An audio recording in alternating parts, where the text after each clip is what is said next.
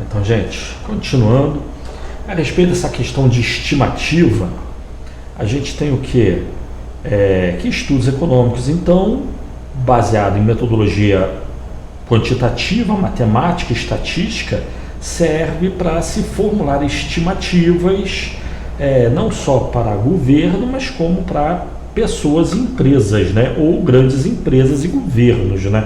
Principalmente. De tal forma que tais estimativas sirvam de base para a tomada de decisão aí dos diferentes agentes econômicos, né? Mas o problema de se utilizar matemática não é o uso da matemática em si, mas o entendimento enganoso, errado que pode se ter a partir do uso da matemática, né? A matemática pode induzir ao erro, né? Como, por exemplo, eu citei o caso do, se não me engano, foi o Walras, que ele falou em demanda e também em oferta, né? Vamos falar melhor sobre oferta e demanda mais à frente, mas já antecipando aqui o problema do uso da matemática para representar a demanda e a oferta, né? Então a gente tem o quê? Que a demanda é o que as pessoas representam, significa a procura pelos diferentes bens, é o quanto que as pessoas querem comprar dos diferentes bens, dadas diferentes condições da economia, especialmente os preços. E a oferta seria a quantidade de bens. Vamos falar sobre ela também no próximo tópico, com mais profundidade, mas a oferta representaria a quantidade de bens, produtos, que as pessoas, produtores, empresas se dispõem a produzir e vender na economia, dadas as condições da economia, especialmente os preços. A diferente nível de preço, a gente vai ter diferentes quantidades, tanto demandadas quanto ofertadas.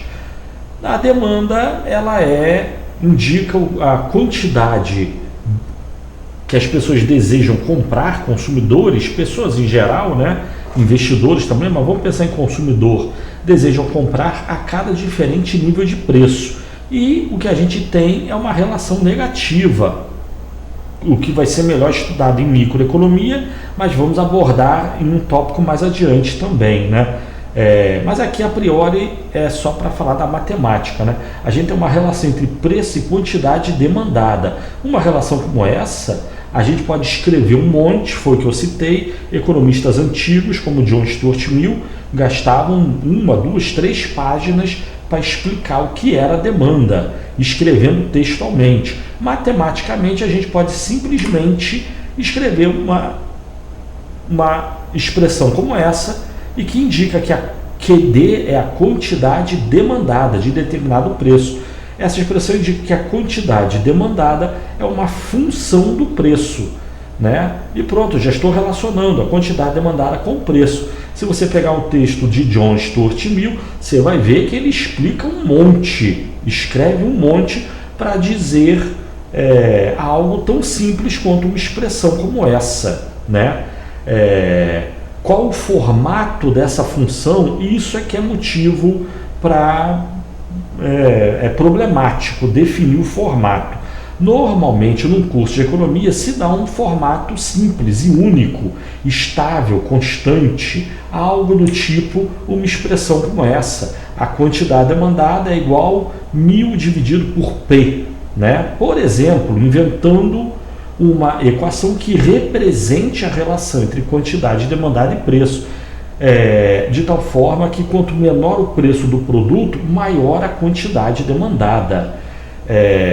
Isso que é a demanda. A demanda é a relação entre quantidade demandada e preço, e é uma relação tal que quanto menor o preço, maior a quantidade demandada. Isso é a demanda.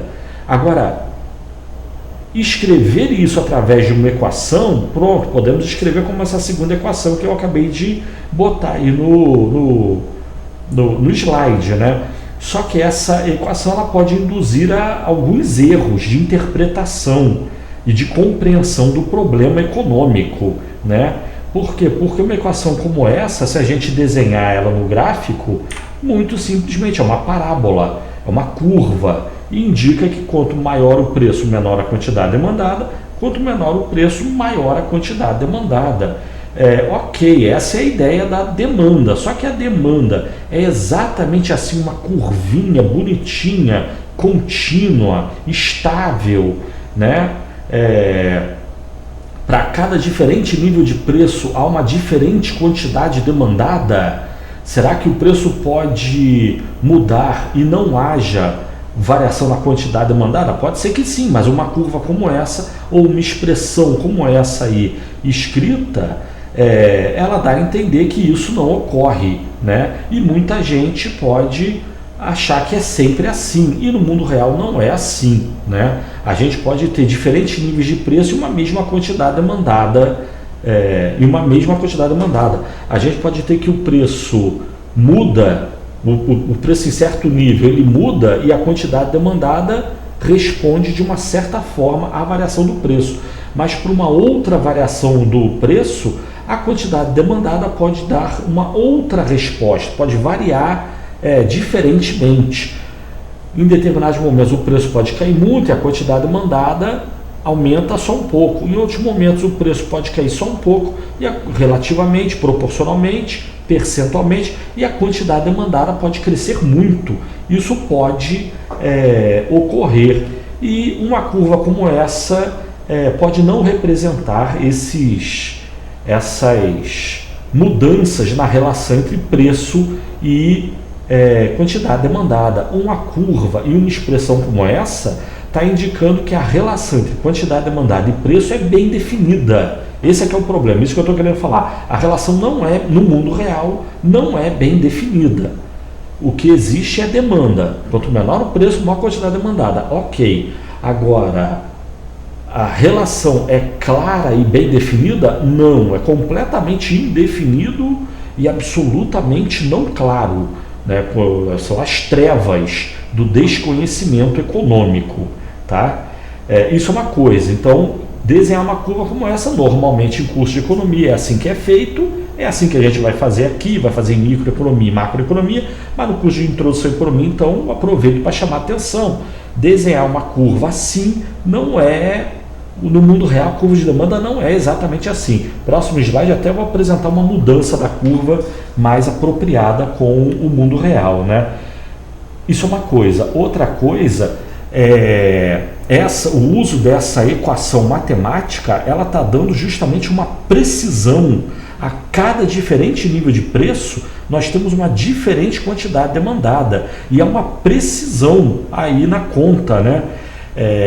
E no mundo real não é assim que acontece, existe enorme variabilidade, porque a quantidade demandada não depende só do preço, depende de diversos outros elementos. Então, às vezes você pode ter um momento de calor, você tem um comércio de sorvete, digamos, você tem uma fábrica de sorvete que vende uma certa quantidade de sorvete a um certo preço. Mantido o preço, a quantidade demandada pode aumentar ou diminuir. Como é que pode? É porque outros fatores que influenciam a demanda estão alterando a renda dos consumidores, o clima, entre outros fatores. Sendo assim, uma expressão como essa não é ideal, apropriada para representar a demanda. Podemos utilizar ela, mas com essas ressalvas que eu estou fazendo, é só uma representação. Uma expressão mais adequada seria dizer que a quantidade demandada é não igual a função, o formato da função demanda não é igual, a quantidade demandada é igual a essa expressão que eu estou dando, 1000 dividido por P, mas a quantidade demandada seria aproximadamente essa função que eu estou indicando aí. Ou uma forma alternativa de falar a mesma coisa é dizer que a quantidade demandada é igual a expressão inicial, só que mais uma variável aleatória, o epsilon, uma variável de erro, que às vezes essa variável pode assumir valores positivos ou negativos, de tal forma que a quantidade demandada não é exatamente essa curva, né? Você não tem uma relação determinística entre preço e quantidade demandada, há uma relação probabilística, há uma estatística. Às vezes a quantidade demandada para um certo nível de preço, às vezes a quantidade demandada é um pouquinho maior ou um pouquinho menor. Isso significa que a demanda ser representado por uma curva não é muito adequado, né? Seja porque a curva é bem comportada, bonitinha, toda certinha, seja porque ela está, ou seja, é bem definida a relação entre preço e quantidade, isso está errado. Além disso, essa definição está excluindo a possibilidade de erros, que às vezes podem ser maiores, outras vezes podem ser menores. A curva de demanda, ela tem que pressupor uma certa margem de erro, né? Às vezes a demanda, para um certo nível de preço, pode ser, a quantidade demandada pode ser um pouco maior ou um pouco menor.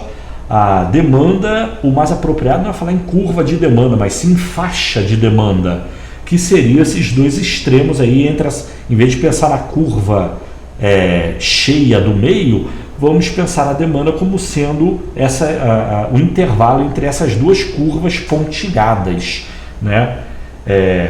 Isso é uma coisa. Pensando em demanda, se a gente pensar em oferta, seria as mesmas observações que eu fiz, né, para a demanda. Elas também valem para a famosa ideia da oferta. O que seria oferta? Vamos falar melhor mais à frente, num tópico mais adiante. Mas a oferta seria aquela quantidade de produção que as pessoas, trabalhadores, produtores, empresas desejam produzir e ofertar na economia, dadas as condições da economia, e especialmente o preço. E quanto maior o preço de um determinado produto, mais as pessoas vão querer trabalhar e produzir esse produto, e a quantidade ofertada vai aumentar com o preço. Mas isso significa que há uma relação entre preço e quantidade produzida e ofertada na economia. De novo, podemos escrever um longo texto para explicar o que queremos chamar de oferta, mas esse longo texto pode ser suprimido e a gente pode expressar essa relação mais facilmente escrevendo uma equação simples como essa.